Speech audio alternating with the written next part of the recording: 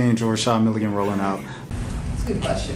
Brandon, Yeah, you want one quick question? we can't ask Rashad questions. Yo, what's up? Welcome back to the channel. My name is Rashad Milligan. This is the road to 5K subs. If you are new to the channel, I do have an announcement to make before we go on Twitter. Just for this video, you've seen the title, so you already know what this video is about. The Miami New Times, they are currently doing a fundraising on trying to continue to keep their outlet and alive and provide the local news coverage that the people in the 305 need. Now, if you know anything, I went on a rant about the Kamala Harris thing and Donald Glover, and it was like a mixture of a political rant and stuff like that of me just saying all of this is a distraction from what's really important and what can make the most immediate change, which is your local elections and things of that sort. I say all of this to say the way that you can get, the way that you can really get educated on local elections and local politics in general on a day-to-day, on a week-to-week basis is your local paper, your local media. Support your local media wherever it is. And if you're in 305, if you're in South Florida, make sure you donate to Miami New Times.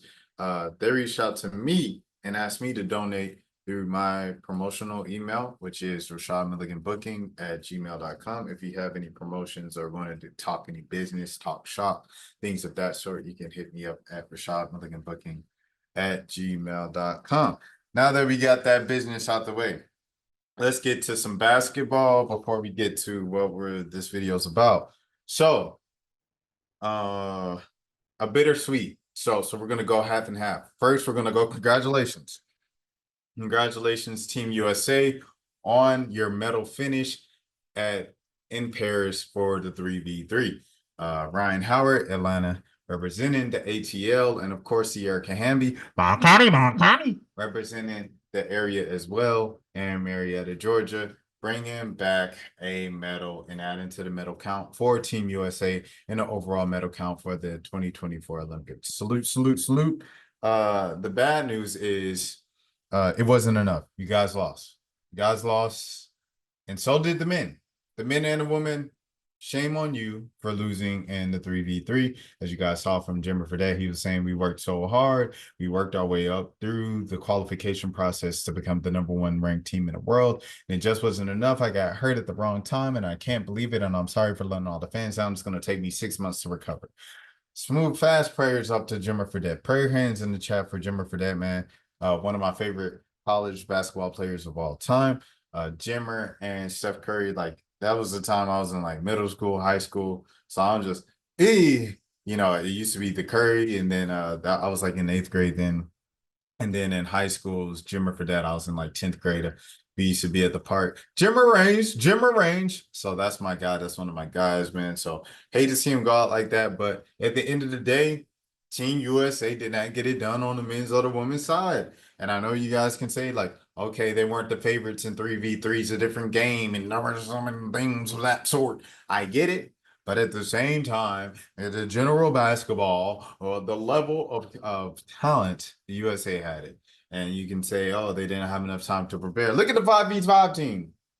And I know you can say, oh, 5v5 is closer to the style of basketball that they play every game, every night. And as opposed to this new style of basketball with no stopping, no shot, just moving, constant moving and everything. And the officiating was terrible, according to the comments and Ari Chambers as well. Shout out to Snoop Dogg while I'm at it, man.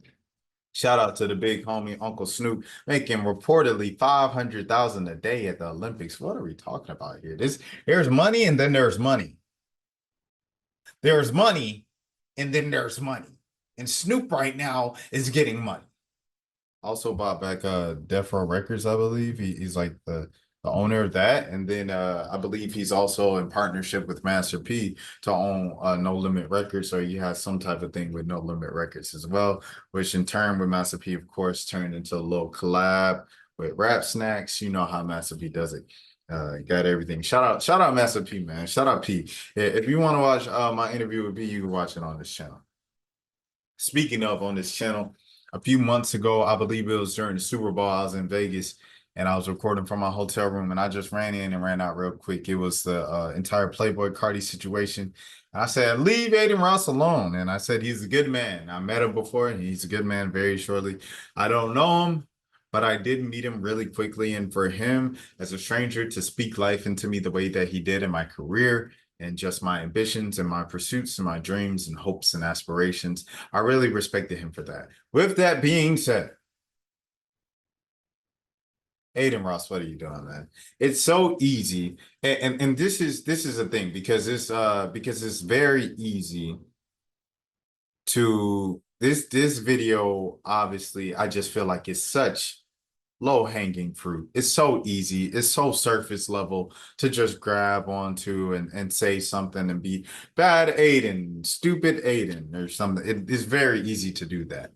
So I'm not going to do that. What I am going to condemn with Adin on this decision is, as a young white Jewish man who came up as late teens, early 20s, just kind of like this over the pandemic, hoop with Bronny James on the 2K game, came up through his viral interaction with LeBron, then kind of came up even more just by making jokes of kind of like, how people did in high school and stuff like that, of the rainbow color community. He would make jokes kind of along that spectrum, things of that sort. And that's how he got even more famous. And he quit the act once he got famous enough. And then people just started rocking with him because, as you know, everybody's followers. If they see Offset go to a Kai Cenat's room, everybody wants to go to Kai Cenat's room. And it was just like Adin's stream. If you see Soldier Boy go on Adin Ross stream, you want to go on Adin Ross stream. If you see Zia Simbilu and DDG and Pootie and all these guys go to Adin Ross's room in his stream, you're gonna want to go on Adin Ross's streams.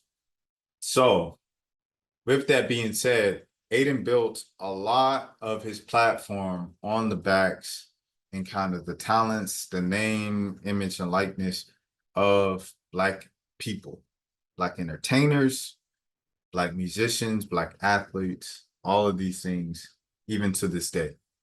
So when he announced, well, first of all, he was in Adin, when Adin switched over to Kick, I felt like he fell into this, okay, so I'm not, there always has to be a stick, right? A shtick. That's how they pronounce it, as a character online with this persona. Like Neon's playing a character, Flight Reacts, Your Age, you can go down the list. All those guys are playing characters online.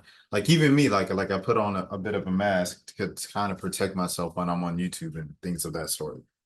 So he's playing a character.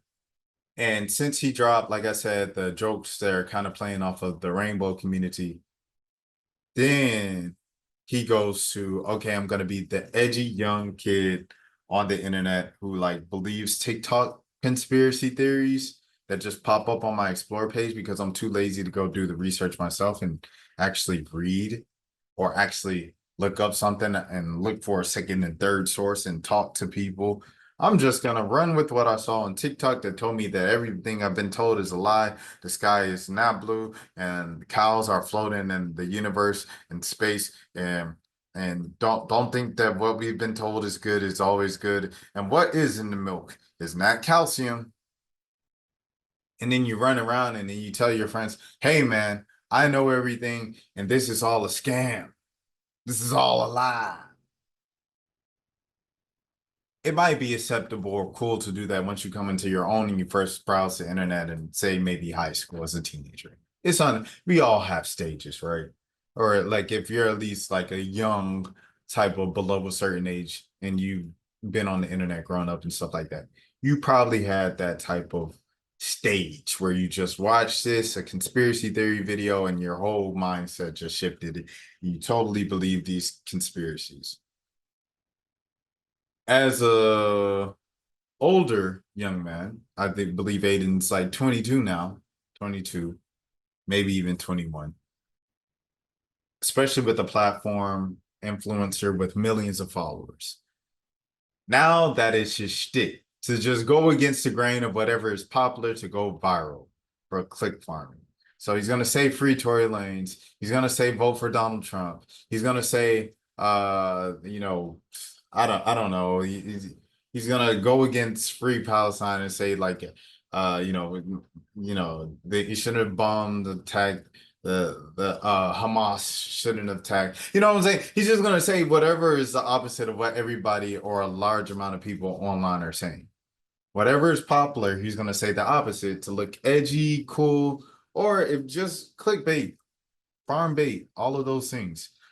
I'm saying this because despite all of this, he even called one of his rapper connections on stream the day before when he announced the Donald Trump thing and it was happening, things of that sort. And it was YG who made the song FDT, and he said, "Why did you make that song, and do you still feel that way?" And YG eloquently broke it down and probably about 50 seconds to a minute about why, as a black man from the black community, and just as a minority with a lot of Mexican homies, of course, from South part of California, that, hey, man, we just not, the way the things that he's advocating for and the moves that he's making just don't really align with my people and the benefit of people who look like me, regardless of my tax bracket, and how he's going to benefit me with his tax breaks for the rich is not going to really benefit my people and where I come from, my community, something larger than me. Salute to YG for that, man. Salute to YG, man. One of the more, I guess I would say, probably more notable artists of his time. I have to say that. At the same time, like D1 said, I was at the Kamala Harris thing. For the people who don't follow me on X, on Twitter, you might not know. I was at the Kamala Harris rally in Atlanta at Georgia State last week with Meg Thee Stallion opening, and it was a great ticket of speakers. You had all the heavy hitters of the Democrats. The thing about it was, man, they had a DJ, and to keep the crowd alive and stuff like that. Doors open at 3:30, and Kamala didn't speak until 7. So, there's a large group of people who are waiting outside in line in the hot weather and hot Atlanta, whatever you want to call it, for an hour or two before they got in. And then they waited another 2 hours before Kamala Harris actually came out and spoke. So at that time, you have to give them some type of entertainment to keep the people engaged and keep the people lively for the cameras, for the campaign videos, because I believe she used a lot of that speech in her new campaign videos and things of that sort. I say all of this to say it made me feel uneasy. It made me feel uneasy that it had to be like a party atmosphere, and it had to, was saying had to have Meg Thee Stallion come out rapping and like a spectacle and a carnival circus to get Democrats. But like, let's not just say it. Let's be blunt. Black people, we're in Atlanta, a very liberal city, and also a very black city. And so when you come down to Atlanta and you bring a rapper to come up and perform it, and you got the DJ for the culture, swag surf, we playing Not Like Us. We playing. I said the moment they play what was it, Dreams and Nightmares, I'm walking out. They didn't play Dreams and Nightmares, but they played Swag Surf and they played Not Like Us. And because it just feels like a slap in the face, like it's almost like when conservatives do the same thing of like they think they're gonna get black people. Like when Donald Trump, going back to Adin's stream, when Donald Trump comes on Adin Ross's stream and Adin brings up every single rapper or black celebrity and is like, "Hey man, are you gonna free them? Are you gonna free Tory Lanez? Hey man, are you gonna free Young Thug?" And Donald Trump has heard these names in passing from probably like his comment section before, and he goes, "Oh yeah, like the kids like him. You like him, Aiden? Okay, if you like him, Aiden, and you're following a 5 million followers online like him, then heck, yeah, I like him too. Free him. Yeah, yeah. Especially if he was, yeah, Fannie Willis. Yeah, Fannie Willis was going to do the same person. Free him. Don't even know what he's talking about. He's just saying whatever. It's a slap in the face on both sides when the politicians try to pander, and it's obviously like a bit unnatural to the black voters' faces. And I don't say this to say there's no place for performing and entertainment within politics, because like politics itself is a spectacle. Kamala Harris ended her speech, her 30-minute speech, by saying, Donald, like the old saying says, if you got something to say it to my face. Like, that's entertaining. That's wrestling. That's promo for boxing match. That's Floyd and Conor McGregor talk and the promo toward, like, like politics is entertaining. But at the same token, just outright singing, comedians, stand-up routines, or anything to reel people in, I feel like we can do these things, or these things can happen perhaps at private fundraising events. Or forget all of that. Maybe they can just happen at after you win. You win, you throw a concert. All my friends, yeah, we coming out and we celebrating this. Atlanta, we gonna do this. United States, we're gonna do this, we're gonna do that, and we're gonna get it cracking. And I need all of your help, the same energy that you brought today to celebrate this victory at the polls and to celebrate all of these wonderful artists and their talents and gifts and abilities. It's the same energy that I'm gonna need at the city council meetings every Tuesday night at 7 p.m. Like, you know what I'm saying? I feel like that's a great time to have a concert, to have a comedian, to have celebrities. For this, someone brought it up. They were like, Meg has a degree, and I think it was like nursing or health sciences or something like that. She could have went up there instead of sending a little brief message about they're gonna do nothing to our bodies, body yada yada yada yada. Like, instead of doing that, she could have done just stood and talked and spoke. You play and you played a she could have done that. Could have done that hook. And hey, hotties for Harris, we're gonna do this. And I'm very concerned about the protection of Roe v. Wade and this and that. So make sure you go and vote. And then, you know what I'm saying, wave to the crowd. Quavo's worked with Kamala Harris. You guys have seen the video up here on the channel as well. For the past couple of years, ever since Takeoff passed, and Quavo's become an advocate against gun violence publicly. He's worked with Kamala Harris. He went up there. He did not perform. He did in the kitchen with the like the stir fry. He went up there and talked about Kamala Harris for a couple minutes, even though speaking is not his thing. Quavo doesn't do many interviews anymore, especially nowadays, especially now, post tragedy. He just doesn't do it. So to have Quavo go out there and speak, I think it says a lot about what Meg could have been and how the intersection of celebrities and entertainers and politics looks like. That's my little take on that. And it's the same thing for Trump, and it's the same thing for Trump and on the conservative side of things. It all is just like a slap in the face to think that, I won't even say that, because I do think that, mission was accomplished, and a lot of people who might have been on the fence or might have been leaning one way, they were, kind of persuaded all the way, because he went on Adin Ross and he said, "Oh yeah, let's vote. Let's get Young Thug out. Excuse me. Let's get Young Thug out, and let's prevent the banning of TikTok." I do think he won some voters over with that, which is very unfortunate, but I just think that's the reality of the situation. And the same on Kamala Harris's thing.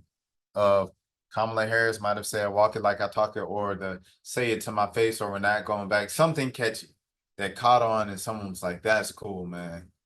Remember, like Obama, in 08, he did like I brushed his haters off, and then someone edited and put, Jay-Z's "Dirt Off His Shoulders." That video had like 5 million views, and back in 2008, 5 million, 3 million views was a lot of views.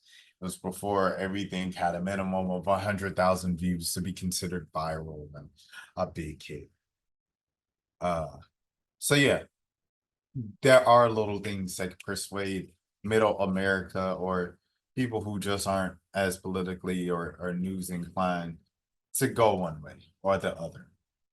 Adin didn't have the capacity for this, to do this interview. And like I said, the thing that's most kind of disappointing in this from Adin is that he came up off the backs, excuse me, of Black entertainers. and black talent and black culture. He became rich and famous off of these things. He made it. He made his dreams come true. Thank you. Thanks to black people. And for him to listen to black people like your age, listen to black adjacent people like Sneeko, listen to black people like who was the fellow that YG, to listen to these people explain to Adin on stream why Donald Trump isn't the best candidate for them and doesn't represent them, and he's harmful potentially to their community, things of that sort. Which I think is a whole nother discussion of just like the world is over if the federal government and the national leader is this person. Because it's like I said, it comes down to local is where you need to be like, it's over because we reelected this like racist sheriff or you know what I'm saying, this prejudiced guy who has hated all blacks forever, or this dude pulls over Asians because he believes Asians can't drive and he tells, you know what I'm saying, like it's a whole thing, or woman, you know, all the ignorant things on a local level is much more damaging and much more scary than it is the other way around on a national level where things are a bit more micro or a lot more micro. The micro of the mic are the macroist. I was saying micro, but I meant Marco. All right, it's a macro is the word. Maybe I didn't have the capacity to interview Donald Trump, but guess what? I didn't. NABJ. NABJ. I love my organization. I love NABJ. NABJ has got me a far ways in my career. And this past NABJ in Chicago, that's where I was for the past week, was amazing. It was sensational. It was great and everything like that. I touched down after Trump spoke. So everybody and their mama asked me when they saw I had the name tag on, did you see Trump speak? Did you see Trump speak? Did you see Trump speak? And NABJ knew it was going to be a wreck. They knew it was going to be just an absolute kind of abomination. And as soon as somebody, Rachel Scott from ABC News, tried to ask this man something that was like just an actual question and the real reason of like addressing the uncomfort and discomfort in the room and the tenseness of the protesters outside and inside that auditorium over there in Chicago, for him to just brush it off and throw it off as and label it as racism and fake news, and to trash NABJ as an organization and that reporter in particular, Rachel Scott, another black woman reporter that he's talked down on, is just absolutely disgusting. And it's embarrassing. And NABJ did it to themselves. And because of that, on the outside looking in, regardless of how many great things happen, of the mentorship and the connections and the trainings and the people who just took a step up in their careers to celebrate again for a 49th year with this amazing organization, everybody on the outside is going to view 2024 as the year that that Trump guy came and spoke to the black people and said, there are a lot of journalists in here who are black. That is 2024's legacy and their stamp on the organization. And a lot of people, that's the only thing they're going to ever learn about NABJ. They're not going to learn about this is a network for thousands of black journalists to provide more diversity, more diverse newsrooms across America, and therefore present more diverse storytelling to youth, the masses, the audiences around the world. It's not going to be about that. It's going to be about Trump came and yelled at some black people, and some black people yelled at him back, and then he stormed off. And after coming 2 hours late and only spoke for half the time he was supposed to speak, and then bash the organization on his way out to another rally in Pittsburgh. Like, it's just bad, bro. It's just bad. It's just bad. He is who he is. He is who he is. He rambles and things of that sort.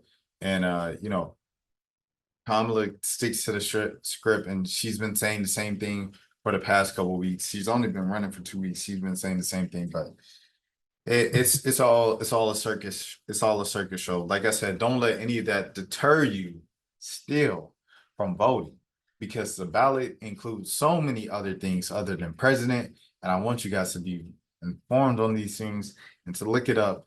It goes back to my first thing with the Miami. What was it? Hold on, I'm gonna get the name. The Miami New Times. I just want to make sure that you guys support local media and study local media to know what else is going on that ballot, whether it be your state senator or your state representatives on Capitol Hill in DC. All of those things. I want you to learn and know, or just voting on should my taxes go up to fix these roads? Should my taxes go up to provide this type of education? Should kids be still taught about slavery? Should kids still be taught about segregation and all of these things? I'm bringing up black stuff because I'm black. Like if you wonder, if you're like, he's only talking about black things, like why isn't you? I'm just bringing it through my lens. If you know, if you want to go through somebody else's lens, you can go on their channels and things of that sort. This is just my perspective, and I had to clarify that it's nothing personal. It's just who I am. It is who I am. I am who I be. Anyways, I say all this to say, yes, it's a circus show on both sides. But I'm also disappointed in Adin.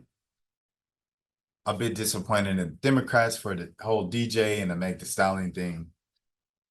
And because also Meg twerking for like 5 seconds or 10 seconds, whatever she did. And, you know, she went on a little speech at Lollapalooza and said, I'm going to be the hot girl hottie and a bad chick wherever I go, whether it's the White House or the crack house. She didn't say it like that, but that's essentially what she said. You know, but those 5-10 seconds of her twerking literally became the story of the night. And there were so many other great speeches and great things that were said, you know, whether you're talking about Stacey Abrams' speech or Senator Warnock and Senator John Ossoff's speeches, or even Andre Dickens or Nikema Williams or the young man from Morehouse who introduced her, or even Quavo. Like I said, all of these people had these great moments and great nuggets of information that had the crowd electric. The crowd was cheering louder than they were for any of the DJ songs other than Swag Surf. And you know what I'm saying? Like, but all of that got drowned out and none of that was told because Meg the Stallion twerked for 5 seconds and people clipped it up and said, oh, y'all think we stupid. Fried chicken, twerking, and hot sauce and watermelon. Y'all just playing in our face now, Democrats. And it's like, man, why would you do that? Like, so I'm disappointed in the Democrats for that decision. I'm disappointed in Adin Ross and his decision and NABJ's decision as well. And it's all just bad. But at the same time, remember to not let this be a distraction. It's beautiful entertainment in this great circus act, but don't let this be a distraction from what's really important on that ballot. Remember to go vote for the other stuff on the ballot. Like, you know what I'm saying? Like, okay, vote for them clowns. Oh, Kamala ain't black. And Trump is a racist. Okay, whatever. You vote for Robert Kennedy, whatever. But just remember to go still vote because there's still many important things on the ballot. And not voting is what they want you to do. That's all I have to say. My name is Rashad Milligan. This is the Road to 5K Subs. Until next time, peace out. And Rashad Milligan rolling out. That's a good question. We can't ask Rashad questions. Hey, Rashad.